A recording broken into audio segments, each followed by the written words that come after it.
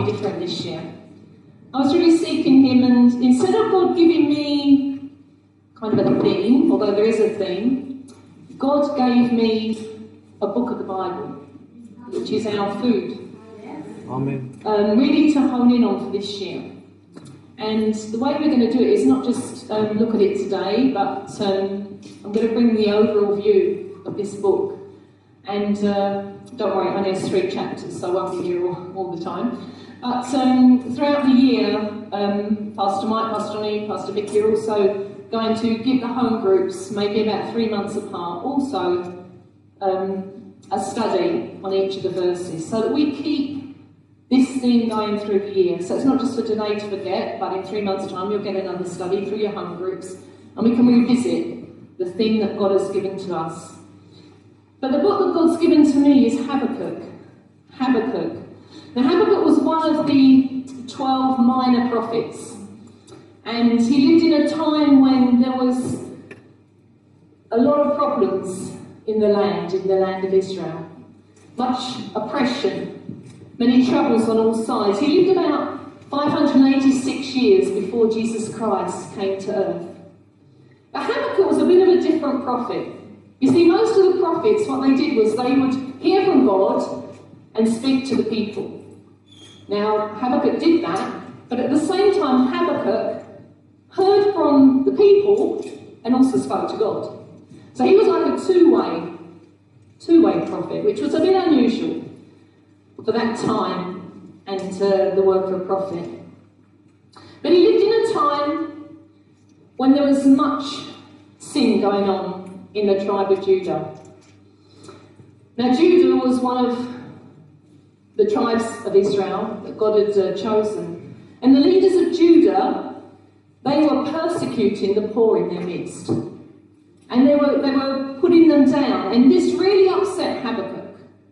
He kept watching these leaders of Judah, and he was getting really upset by the way they were treating the poor. So he goes to God and he begins to complain. Moreover, he doesn't just complain to God, but he starts to question God. And he starts to say to God, God, what are you even thinking? Do you even know what you're doing? Wow, that's tough. You know, we talk about God being God, and there's this one little man starts questioning God. You know, really got a lot to say for himself. And as he questions God, God says to him, Habakkuk, I've seen what's going on, I see what Judah are doing, but I've got a plan. My plan is to raise up the Babylonians, and the Babylonians are going to come in and destroy the land. Oh my goodness. This Habakkuk is not just questioning God now, he's completely dismayed. Has God lost his mind? What's God even thinking? Why would he even do that? Why would he bring in this Babylonians? I mean, as bad as Judah was, the Babylonians were the ultimate, terrible, disgusting people. They didn't even think about anyone. They just tore across the land and they uprooted everybody. They were the worst of the worst. Habakkuk didn't understand what God was thinking. But as God went on to explain, he said, the reason I'm doing it this way is because I'm allowing this Babylonian people to come in and teach my people discipline, that they might return to me. And you know, Habakkuk, the book of Habakkuk, the reason I believe God's put it on my heart is because it is so the same as what we are seeing in the world today. This wasn't just a book for 586 BC. This book is the same book that applies to 2019. It's like two parallel lines. Things that have gone before, they come round again. We can look at this nation right now and people are confused about what's going on. If God is God, why? If God is God, why? They will say, not just in England, but the world over. This book is a book for today, for 2019. It's not just a word for us, it's a word for the world. So Habakkuk had his two fundamental questions. Is how long is this going to go on, God? And why are you doing this? I just want to go through, Obviously, we can't look at the whole book of Habakkuk today. I have half an hour, and I'm going to try and keep to my time. But I want to flip through a few verses, so bear with me and listen. I think it'd be too quick. I said to Morella, don't worry if you can't get up all the verses. But if you listen to me, you will get the gist of what's going on. So the start of Habakkuk, he begins to question and complain to God. Verse 2 of chapter 1 says, "How long, Lord, must I call for your help? You don't listen. How long must I cry out to you? Violence, violence, violence is going on." With Judah, the way it's treating the poor. But you're not doing anything to save or change the situation. Why do you make me look at injustice? Why do you tolerate such wrongdoing? And then in chapter 5, verse 5 of chapter 1, God comes back with the answer on the first issue. Habakkuk, look at the nations and watch, and be utterly amazed. For I am going to do something in your day that you would not believe. Even if you were told it, you wouldn't believe it. I am raising up the Babylonians, that ruthless, impetuous people.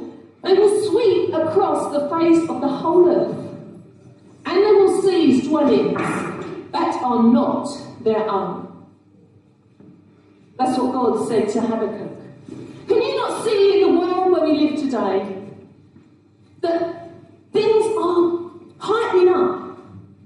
Big Brother is there, whether you're Christian or non-Christian. You know, I haven't seen my school friends. I'm 54. I haven't seen my school friends, some of them, I've seen 2 of them, but a group of them I haven't seen since I was 16. And they decided, a group of us were going to go out for dinner, and I went 2 weeks ago. It's nice to catch up, but I also knew they'd be interested in what I'm doing, and it gives me a chance to bring the gospel. So we sat down, and I was shocked.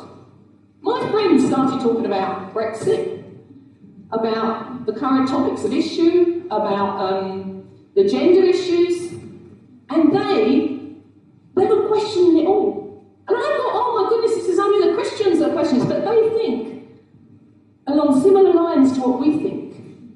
And I'm like, wow, it's not just a Christian issue, this is the world. The world is rising up, the world is saying what's going on. The world wants to know what's happening behind the scenes. There is a tightening around the world, just like it was in Habakkuk's time. But God said to Habakkuk, I am going to do something amazing in your time. What do you see today? Do you see the world tightening up? Or do you see something amazing that God is just about to do? Because we look to God. Habakkuk goes on with his second complaint to God. Lord, are you not from everlasting? My God, my Holy One, you'll never die. You could have appointed the Babylonians to execute judgment. Your eyes are too pure to look on evil. You cannot tolerate wrongdoing. So why are you doing this, God? Have you lost your mind? That's not written in there, that's my interpretation. The wicked foes pull all of them up with hooks. He gathers them in his dragnets and rejoices and is glad. The enemy, the Babylonians, they sacrifice to their net and burn incense to his dragnet. By the net of the Babylonians, he lives in luxury, enjoys the choicest food. And is he to keep on emptying the nest, destroying the nations without mercy? Do you know that most of the world's riches are in the hands of a very few? I forget how much percent it is, but it's a few percent right at the top. They have all the riches. And how do they get all the riches? There is a plan going on behind the scenes. Things are happening in this world. And though we understand it or not, we are seeing the symptoms of the things that are going on. So Habakkuk questions God and says to God, have you lost your mind? Then Habakkuk decides in chapter 2, even though I don't understand, even though I can't work God out, even though I'm lost for what he's going to do, I will stand and do what I'm called to do. Amen. He says in Habakkuk 2 verse 1, I will stand at my watch and station myself on the ramparts, and I will look to see what he will say to me and what answer I am to give to this complaint. When you don't understand the things of God, when you don't see maybe not just what he's doing in the world, but what he's doing in your life personally, don't move. Don't go off. Don't up and change. Stick to what the God told you to do. And stay there. Because God is moving. He hasn't forgotten you. And when you're in the right place and the time comes, then you will see the glory of God. So he stays in his place where he's supposed to be, and then comes the second time God speaks. If Morella can put up Habakkuk 2, verse 2. Because this is one of the key verses. You know, in Habakkuk, a lot of verses we know, and we pluck out, but today you're going to see them in context. God says to Habakkuk, write the revelation, the vision down. I'm using MIV to make it simpler. And make it plain on tablets, so that the herald may run with it. For the revelation awaits for an appointed time. It speaks to the end and will not prove false. Though it linger, wait for it. It will surely come and it will not delay. You see, you can't make God do things according to your time. Parents sometimes don't tell their children all the things they're planning. Because children, one thing, can't handle it. Some of the things, maybe it's not good things. But the second thing is that they have a set time when they want to show you those things, when they want to show the children those things. And they will keep it to themselves until the time is right and they're ready to reveal. And God's the same. He's a father. He's a personal God. So he keeps it to himself until he knows now the time is right. So there's something God's saying. And he gave this verse to our church many years ago about write the vision down, so that everybody that goes past will read it and know. You read the newspapers, you read the internet. Anything that's worth knowing about is written down. Some things that aren't worth knowing about is written down. But this was worth knowing about. God wanted Habakkuk to write it down. When I came in this morning, I was a little bit late, and when I came in, they were singing a song, Through You I Can Do Anything. I can do all things. For it's you that gives me strength. I believe. I believe. Well, more did I need for confirmation that the word for this year was from God. Moreover, when our brother Stephen came, he put a question to us. I don't know if you remember. I hope you do, because it's just recent. What he said a few times. Can we trust God? Can we trust God? Can you trust God when you don't even know or understand what's going on? Can you trust Him? So the theme for this year is in Habakkuk 2, verse 4. The just, or as the NIV says, the righteous person will live by faith. The just will live by faith. So see, the enemy is puffed up, his desires are not upright, but the righteous person will live by his faithfulness. Despite everything you're seeing, the just will live by faith. Habakkuk goes on, listening to the vision that God then gives him. God says to Habakkuk, see, the enemy's puffed up, he is greedy as the grave, he gathers himself to the nations. This is not just an England issue, this is all nations. And he takes captive all peoples. Woe to him who piles up stolen goods and makes himself wealthy by extortion. How long must this go on? God says, in the vision, you have plundered many nations, you have destroyed lands and cities. But, and this is another well-known verse, chapter 2, verse 14. The earth will be filled with the knowledge of the glory of the Lord as the waters cover the sea. Are you believing that today? Are you believing that God is in control no matter what you see, no matter what evil you hear, no matter what you hear Big Brother's doing? Do you know that the day is coming? But the earth is going to be filled with the knowledge of the glory of the Lord as the waters cover the sea. That's what we're looking for. That's what we're trusting God for. We don't walk by sight, we walk by faith. And so God reveals the vision to Habakkuk. And then it finishes in chapter 2. I said I'll go through the book quick. The last verse says, the Lord is in his holy temple. Let the earth be silent before him. Today we sang, you are high and lifted up. You are high and lifted up. You are high and lifted up no matter what you see. God will never be moved off the throne in heaven. His name will always be the highest name. No matter what name tries to rise up in this world, he will always be in control. Maybe we don't understand, but at the same time, we have to trust and maybe not question. So God then assures Habakkuk all is in his control, do not fear. And then I love the way that Habakkuk 3 starts. And it's different in the Amplified, so I brought my Bible because it starts different than it does in the NIV. In the Amplified, it says, chapter 3 starts a prayer of Habakkuk, the prophet, set to wild, enthusiastic, triumphant music. We sang Happy Day. We sang it loud. We rejoiced because Resurrection Sunday. This actually Habakkuk 3. The start of it is that it's a song. It's a song, a strong song, a song of triumph. We can sing a song of triumph before we've seen the outcome of the situation. So Habakkuk 3 verse 2. Habakkuk 3 verse 2. Habakkuk makes a new prayer, but this prayer isn't a prayer of questioning God. This is a prayer of God's done it. Lord, I heard your fame and I stand in awe of your deeds, Lord. Repeat them in our day, in our time make them known. Do you pray that? Do you pray, Lord, just for your needs, for your family, for the things you need? Or do you say, Lord, in my day and my time, I want to see your deeds done, I want them repeated.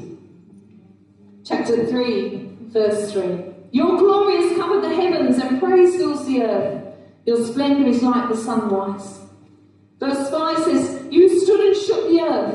You looked and made the nations tremble. Goes on in chapter 3, it says, the mountains saw you, the deep roared. You know, nature cries out to exalt God. And in verse 13 of chapter 3 it says, you delivered your people to save your anointed one. Goes on to say, you crushed the leader of the land of wickedness and you stripped him from head to foot. And it finishes saying in verse 16, yet I will wait patiently for the day of calamity to come on the nation that's invading us.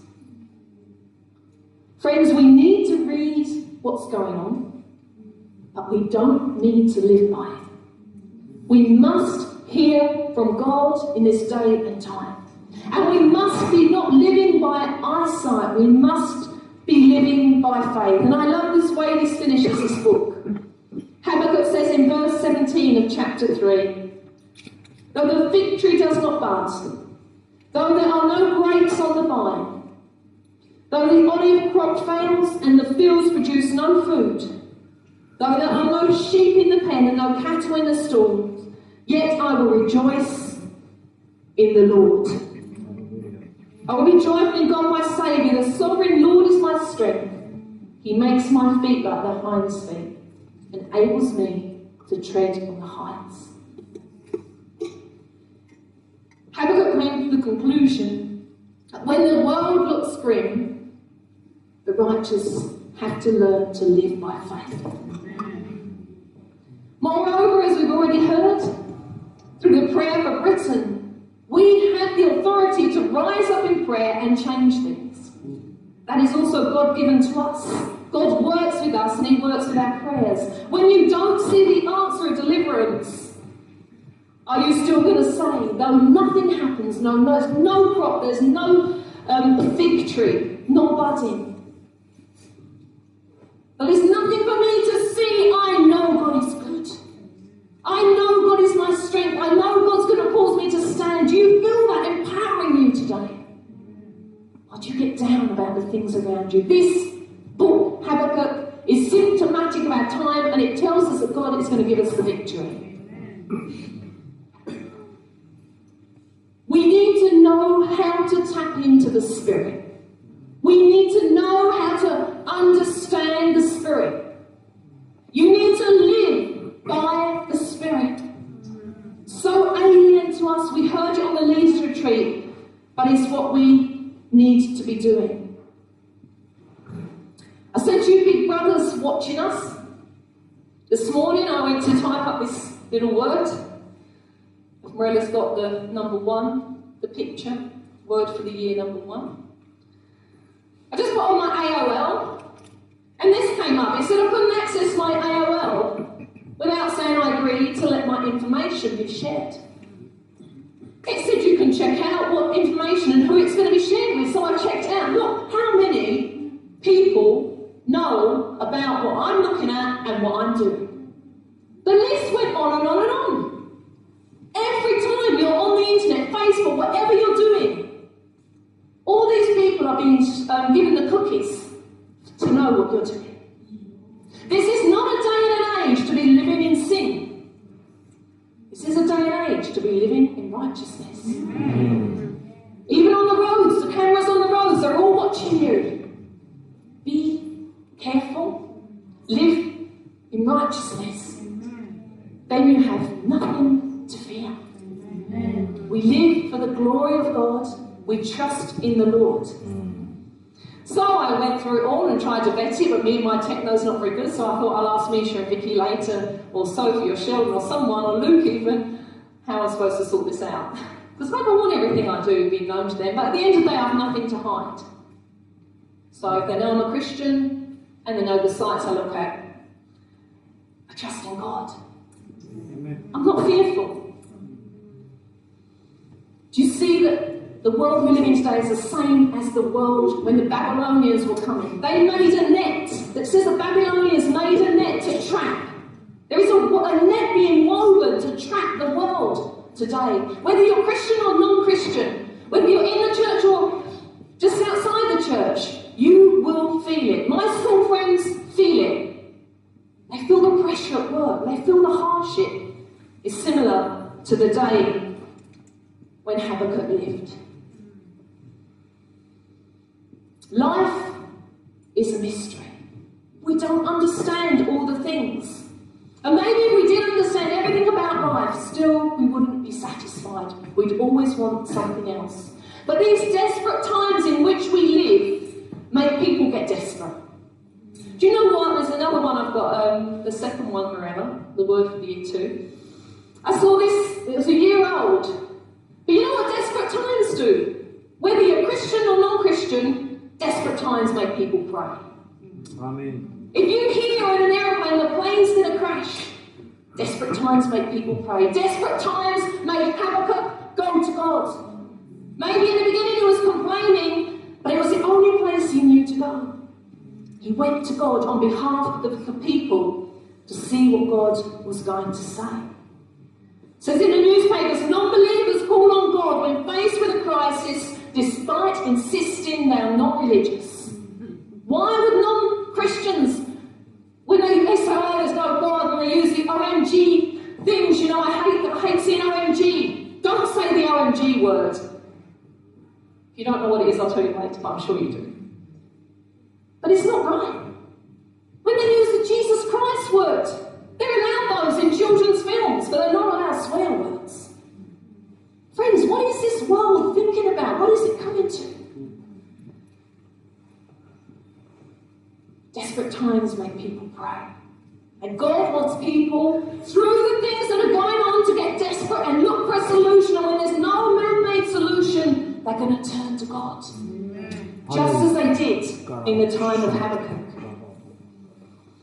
The question so often put to us is, if God is God, then why are so many bad things happening to good people? You know, the fact is, bad things happen to everyone, good and bad. That's life. I said we don't understand life. But of course it comes in differing degrees. But God rarely explains himself, and God rarely gives reasons of why he does things. But he will. To those close to him, he will reveal mysteries. He wants to. But to Habakkuk, he was waiting on God for an answer, and he didn't have a clear direction. I said already, as Christians, we're called to walk by faith and not by sight. Tragedy is hard to understand. It's hard to explain when we go through tough things. Tragedy can be hard on our faith. Life is painful. Life is painful. And life is a mystery. But are we supposed to understand everything? Are we supposed to understand God? Or is it not that we're really supposed to say like Habakkuk did, though the fig tree does not blossom, though I don't see any difference, I will trust you. Amen. I will put my faith in you, because you alone are my only hope. Whatever I go through, I know, God, you are in control, because I walk by faith. Said in Habakkuk 1 verse 5, he said to Habakkuk, look at the nations.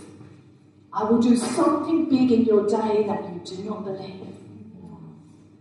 Are you waiting for that? Are you waiting for the something big in our church? Are you waiting for the something big in your life? Are you waiting for the something big in Britain? Because it's rising up, friends. Don't look at Brexit. God is in control. Keep praying.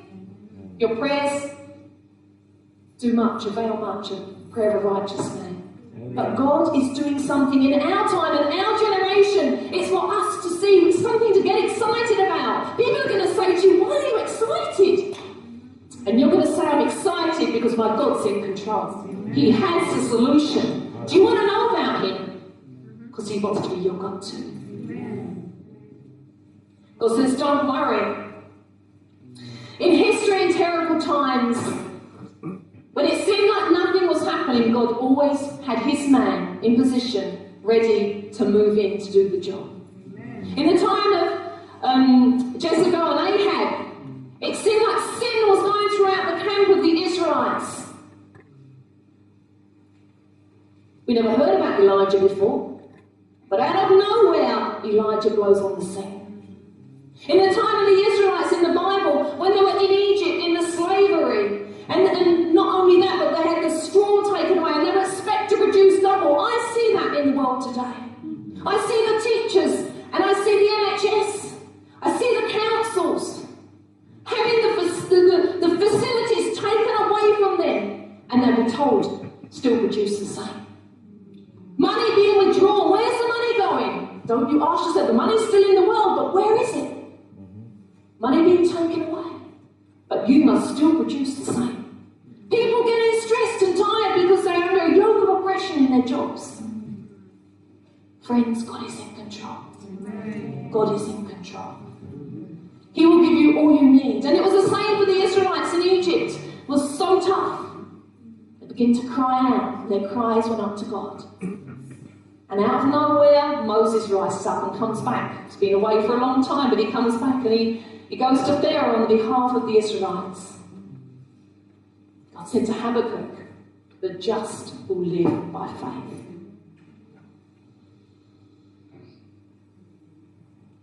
If everything else failed, Habakkuk was going to trust in God. Even today, woke up to the news of what's just happened in Sri Lanka. I was talking to Ashok and Samudu and Ishan about it as we came in, but I knew it before I arrived. I don't know if you've heard about it. But there was bombers got into the churches, and many have been injured in the churches, targeting Christians. 128 killed, might say. Christians today, absent from the body, present with the Lord. Hard, tough. No answer to things like that. In times like that, are we going to trust God and say, God, you are still God, I don't understand, but I know you're in control. Amen. Many times on the mission field, I know we go to places where they've experienced floods, and I went with Joyce some years ago into the Philippines, just after the floods have been there, and there's mums sitting there telling me of their husbands being washed away, their children being washed away. What do you tell someone like that? Joyce asked me to share to the women, just for a short word, and I'm like, God, what do I say? I said, God, give me something to say, because I don't know what to say. God brought back to me Mary, in the Bible. How she had her son, her baby son, but she had to watch him die when he was 33 years old. Was that in the heart of Mary? Is that what she thought God was doing? She was learning as she went along. She didn't know the end from the beginning, but she chose to trust God still. Difficult times, do we still trust God? There's many people that we can think of that still trust God. There's a man called Nick Vujicic, no arms, no legs, just a little foot. Bullied at school, wanted to commit suicide as a 10-year-old. Because everybody made fun of him. What did he choose to do? That man chose to trust God. Today he's married, he's got 4 children, and he's bringing the gospel to more people than I ever think I'm going to bring the gospel to in my time and generation. He didn't quit, he didn't understand, but he said, God, I trust you. I am going to trust you.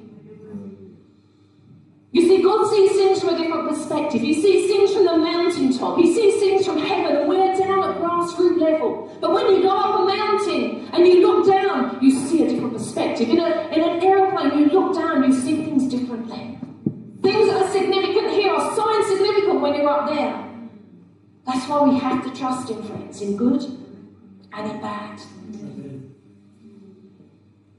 Somebody put that was in the war, in the concentration camp, wrote something on the wall that was left there afterwards. You know what they would have experienced in a concentration camp. And this was what was written in the concentration camp wall. It said, faith believes. Faith believes. Not feeling, not emotion. Faith believes. Oh, it's not cracking too much. Faith believes that God is too kind to be cruel. They would not let their mind go there, God has failed me. They would not let their mind go there, God can't anymore be a God of love. They decided to let faith rise up, live by faith. And they decided to say, faith believes that God is too kind to be cruel. You see, if we have true faith, we will believe God doesn't make mistakes. That He is a loving God no matter what we see. We will believe that He knows the best and does the best for our time and generation, though we don't grasp what He's doing. We will believe that God is always in control. When we have faith, when you have feelings and natural sight, everything breaks down. We have to walk by faith. Faith says when we cannot trace the hand of God, we must trust the heart of God. When you can't trace where His hand's taken you, you've got to trust His heart, that He knows what He's doing, that He loves you passionately more than anyone, and He has the best for you. Romans 8:28 says, and we know that in all things, God works everything together for good to those that love Him, who have been called according to His purpose. Do you know you've been called today according to His purpose? Because if you do, you know that no matter what you're going through, and it is hard, friends. I find life hard. I've been through many things that I've found hard. Maybe you've been through more things than me. But life's tough. But that verse says, no matter what, trust me, because I'm going to work it for good. It doesn't say it's going to be good. He said, I'm going to work it for good. Give it to me. Put it in my hands. Trust me. Live by faith. I'm going to work it for good. Romans 8:37 says, in all these things, we are more than conquerors because He loved us. Through Him, in all things, no matter what we face, we are more than conquerors through Him that loved us. I love where Habakkuk finishes in chapter 3, verse 19. He says, Yahweh, the Lord is my strength. He makes my feet like those of a deer, and He enables me to walk on mountain heights. Do you know the type of deer that Habakkuk was talking about? He was talking about the deer that's got specially shaped feet that can clip on to the side of a sheer drop. And they can scale up the mountain. They don't fear because they're made to tread upon the high ground. That is how God has made us. He makes my feet to be able to hold on. He makes my feet to be like the deer, and I will walk on the mountain heights. No matter who wants to bring me down, when I walk with my God, when I'm in position, when I'm doing His call, I will scale and I will go up there. And no matter if tomorrow you're at work, or it's bank holiday, but on Tuesday if you're at work, and you're going through a tough time, shut your eyes and say, God, I trust you. Give me the strength today to get through it. I don't stay in this job for mankind, I stay in this to be. You need to know you're where God wants you to be. He doesn't take us out of things, friends. He takes us through. He brings us through. Psalm 23 says, yea, though I walk through the valley of the shadow of death, you're with me. Your rod and your staff, they comfort me. You're going to bring me through. Hallelujah. And if I don't come through, I'm going to be with you in glory. Yes. That's why Paul says, for me to live is Christ and to die is gain. That's where we need to come to, knowing that God's in control of our life. So I'm going to finish. Habakkuk says at the end of his book, as I've already said, the fig tree might not bud, maybe no grapes on the vines, but even if I don't see anything, you're still God. And I'm going to trust you. I'm going to trust you. If all else fails, if my life crumbles, I'm not going to blame everyone else around me because I can't change a thing in my life. My life is down to me. Don't blame this situation or that situation because maybe that's why you're not coming out, because you're blame in this side. But you've got to start taking it up with God. You've got to start getting it up there and say, God. And maybe that's why Habakkuk came to God in the way he did. There's a time sometimes we get desperate with God. And maybe it seems like we're complaining to him, but God knows our heart. He knows we just see it from our perspective, but God has a bigger plan. Amen. Don't blame others. You'll never come out. You'll never come out blaming others. You've got to take it up with God because God has an answer. Yes. And you might not see him, you've got to trust him and wait long enough. Habakkuk had to wait patiently. He said, I will wait patiently in my position. Sometimes you've got to wait patiently, but God says, the time will come. My perfect time will come, and I will make all things right. Jeremiah 29 verse 11 says, I know the plans I have for you, declares the Lord. I know the thoughts that I think towards you, says the Lord, thoughts of peace. I don't think thoughts of evil. I want to give you a future and give you hope. The final picture that I have to leave you with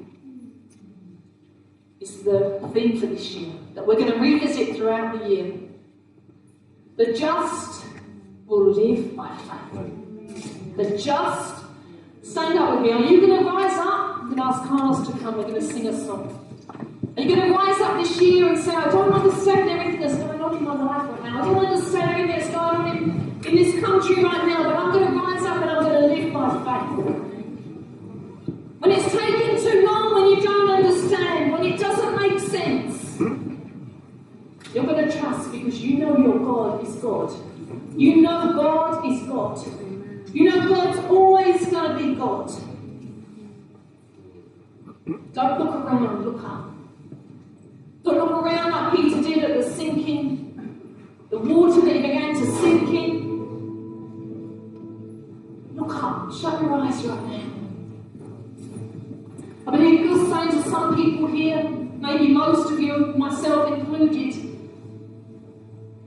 just like he said to Peter, I think he was pleased with Peter. Peter was the only one that was willing to take a step of faith. Peter was the only one that was willing to get out of the boat and try and walk on the water. We condemn Peter because he failed, but he was the only one that took the risk. Sometimes to trust God, you've got to take a risk. Are you willing to take a risk today? No matter what you're going through, say, God, I trust you because my life is in your hands. Maybe you stepped out of the boat and you feel like you're sinking. Things are overwhelming you. It's all too much. Don't look at the water, friends. Look up to Jesus. I will never leave you. I will never forsake you. He's right there in the water with him. He wasn't in the boat. Jesus got out into the water. He was showing Peter how to do it because he knows we're learning. But he loves it when we learn. He loves it when we try. He gets out in the... Oh, he was on the water for Peter even got out there. He goes before. What are you seeing today? What are you seeing? We're going to sing, blessed be your name. Blessed be your name.